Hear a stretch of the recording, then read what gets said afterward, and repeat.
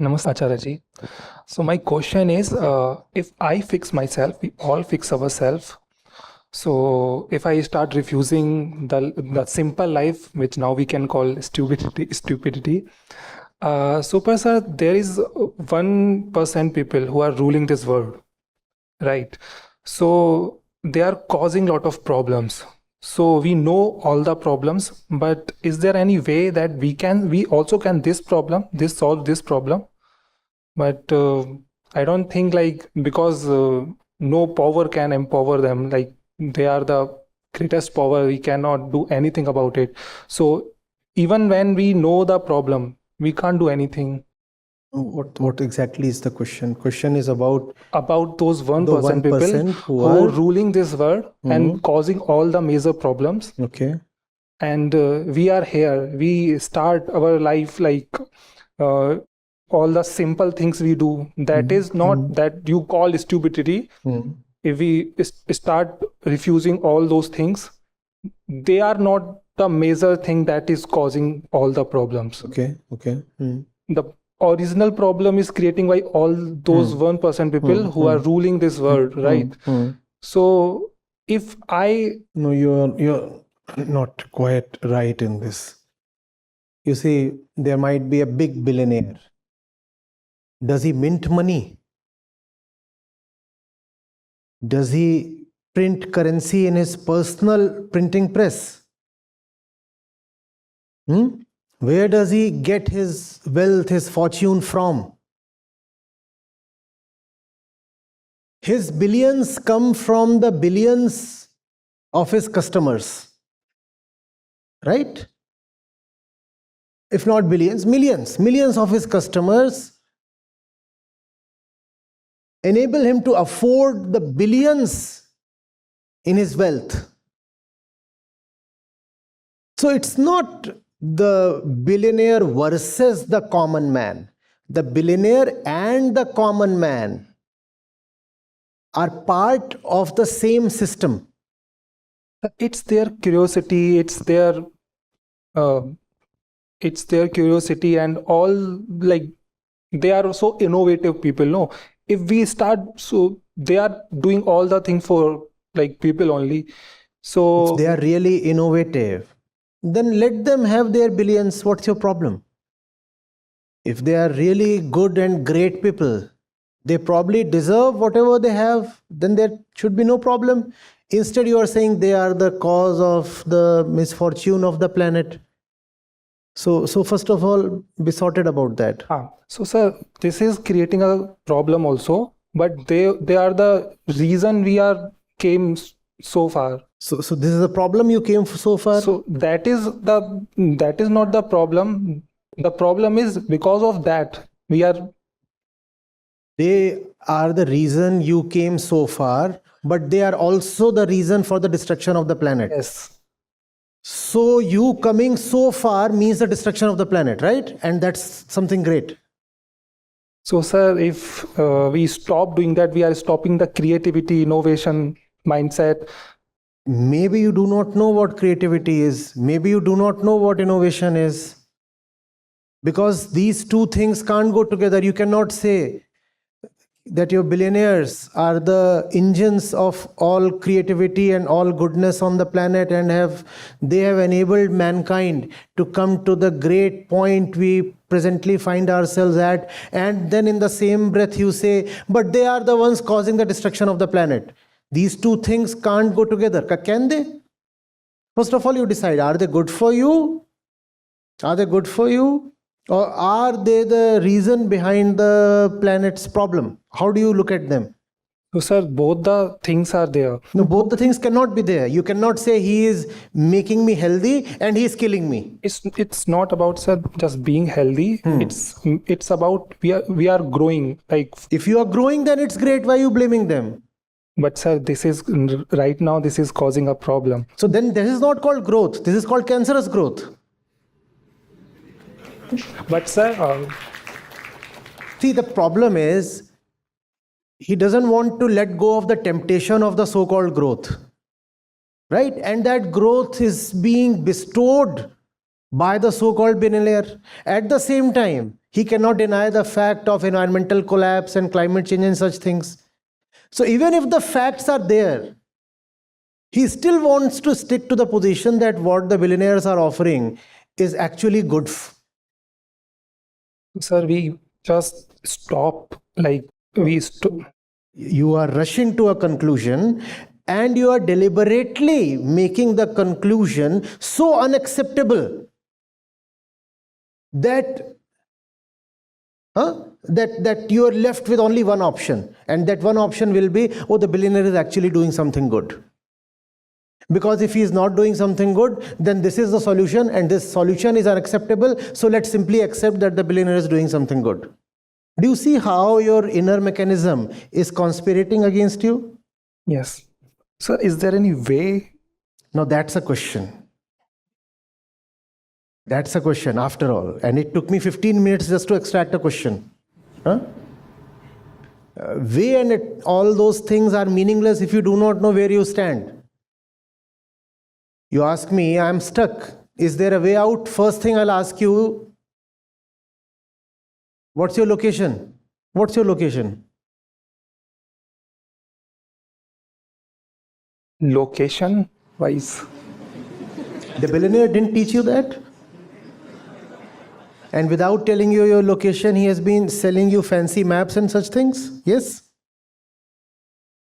So, sir, I want to ask, like, is there any way? I'm asking, what's your location? So my location is, we are here, we are sitting here comfortably.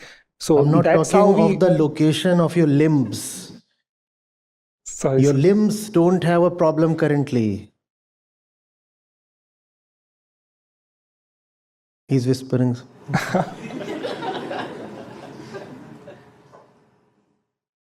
So your location is that you do not know where you are. That's your location. And because you do not know where you are and who you are, therefore it becomes possible to sell you anything. If I do not know what I want, what can be sold to me? Anything. Anything. Anything. And therefore, the billionaire has a stake in preventing you from knowing who you are and what you want, so that he can keep selling you anything.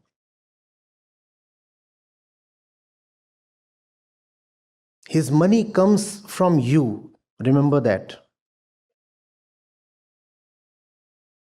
He doesn't invent money. He gets it from you. He manufactures not just goods, but also consumers of the goods. Just manufacturing goods in a factory will not make him a billionaire. He must also manufacture consumers of his goods. Only then will he make his money. So the human being must be turned into a consumer.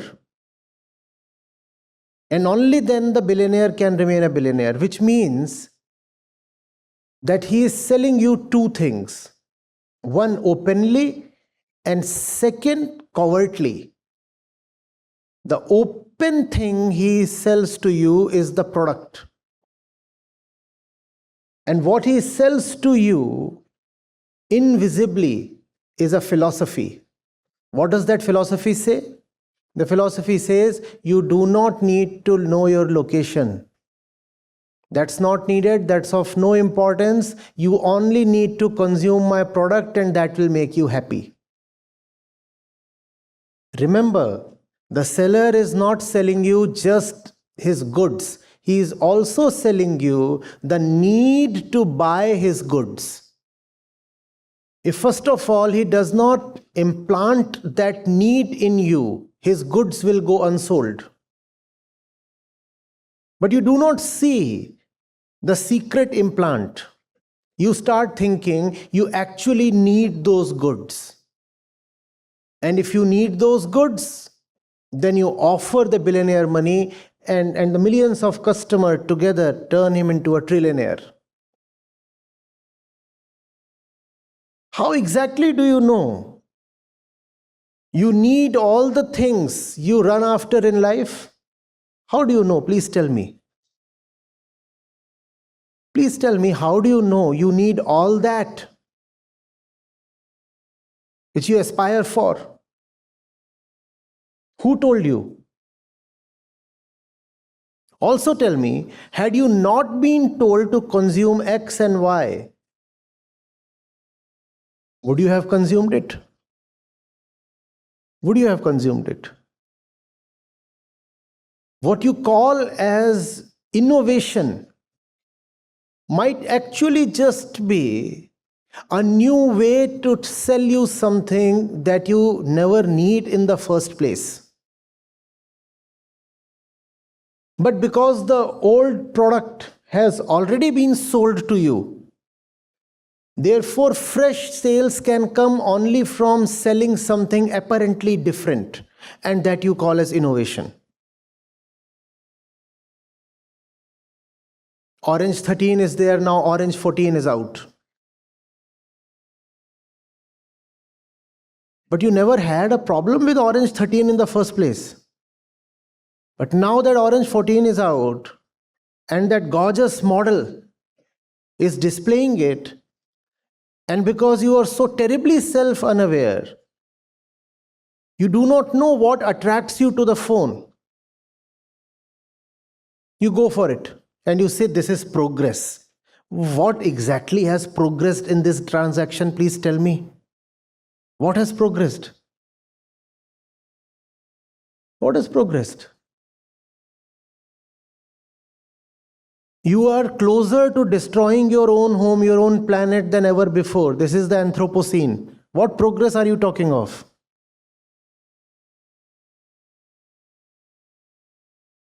And that which you call as progress is directly responsible for the destruction of the planet. In fact, it is the only cause.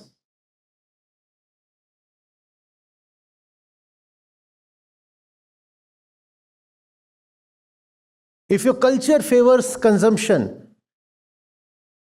that seller will have a great stake in turning your culture into an industry. If weddings involve a lot of purchases, that seller will have a stake in selling you the philosophy that you need a man or woman to feel complete. In many ways, through various channels, he will keep repeating this philosophy. Where is your special one?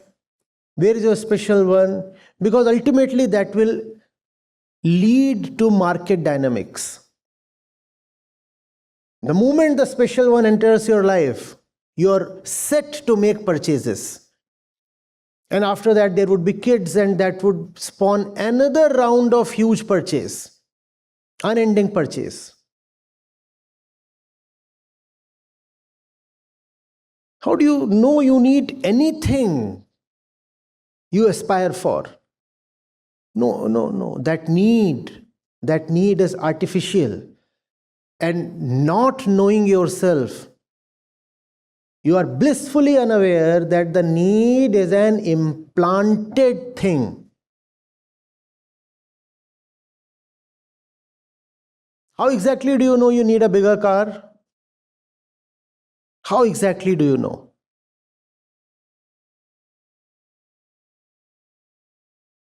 How exactly do you know you need one more vacation? With ego or number of population increased in your house. With ego or the number of population increased in your house, you can. No, sir. There is somebody preparing destination resorts and sneaking their temptation into your mind without your knowledge. And then you start saying, this is my desire. No, sir, that's not your desire. It's a surgical operation. You didn't even get to know when that desire penetrated your interiors. And there is somebody sitting to benefit from your desire. Don't you see that? All right, let's just conduct a very quick experiment. Think of any 5 desires you have.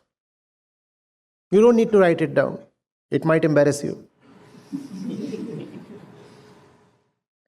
Think of your top 5 desires and just see how each one of them benefits the market. You cannot fulfill your desires without benefiting the market in some way or the other.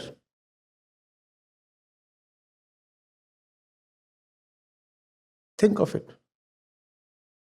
Want to go out with your girlfriend? The hotel will definitely benefit. Definitely.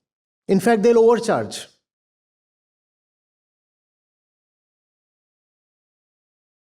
Think of any desire you can fulfill without fattening somebody's pocket. Think of it. That's the fact of our desires. They exist to fatten some shrewd billionaire's pockets. Your desires are not yours. But sir, to survive, we need very minimal thing, right? So how to understand what we need actually? Those are your needs, right? Only you can know. How do I suggest? But everything is imparted by somewhere, no? How do you know? Within 5 minutes of this interaction, you are convinced? If I can convince you so easily, that billionaire will return very soon to reconvince you. To survive, sir, we need very minimal thing. If we are going from there, it means we are... No, I'm not taking you back to the cave. I'm not saying you need just one pair of clothes and, a little pitcher containing some water. That's what is called the simple life. I'm not taking you there. I'm not taking you to any conclusion. I'm just asking you, where are your desires coming from? I'm not suggesting you an alternate desire. Not giving you an alternate image of the future. I'm asking, where are your hopes of the future coming from? Please tell me. How many of you wish to have that sleek car some point in your life? Please tell me. Do you know the kind of profit margin that is there on luxury cars? Do you know that? And do you know how much they make after selling that car? The car has to be kept at least somewhat affordable, otherwise you won't buy. But a big proportion of the total expense happens after sale. Service, repair.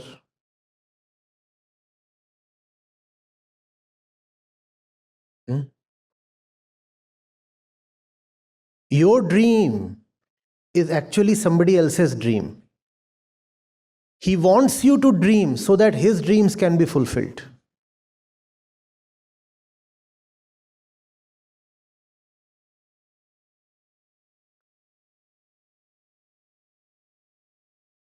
All right, let's examine other desires.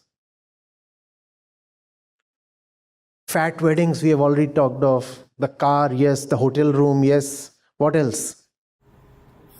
House. Job. So I'll have a fat salary. If you earn 10 rupees, how much will you be making for your employer? If he gives you rupees 10, how much you must be definitely making for him? Do you see this? And he wants you to dream big. Because if you earn 10, he gets 100. If you dream big and you say, I want a package of at least rupees 50 lakhs a month, he is delighted. He says, yes, he is the man. You make 50 lakhs a month, he gets 50 crores a month. But you never thought of this, right?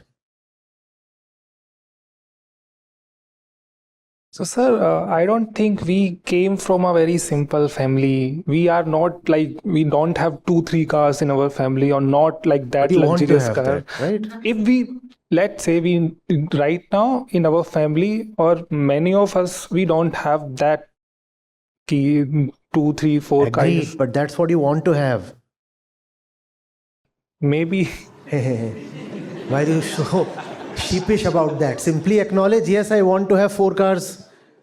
That's what. But sir, majority of people who they don't have, even they want, they cannot afford it. No, if they cannot afford 4 cars, they want 4 bikes. The equation remains the same. Irrespective of what you desire, somebody else benefits from it. Therefore, implanting desires in your mind is a basic prerequisite for any business to prosper. Which means the human being must be reduced to a stupid customer. They are not just making a consumer out of you. They must reduce your consciousness to something very trite, something very feeble, something very impressionable, something very vulnerable, something very weak. If you are somebody who can see for yourself, why would you fall in a seller's trap? So what would a seller want? Independent thinkers or gullible idiots? Who is a seller's dream? Independent thinkers or gullible idiots? Please tell me. Therefore, what would the seller want to produce in society? Gullible idiots. And that's done through various ways and methods and propaganda of all kinds, including the propaganda that all this is leading to progress.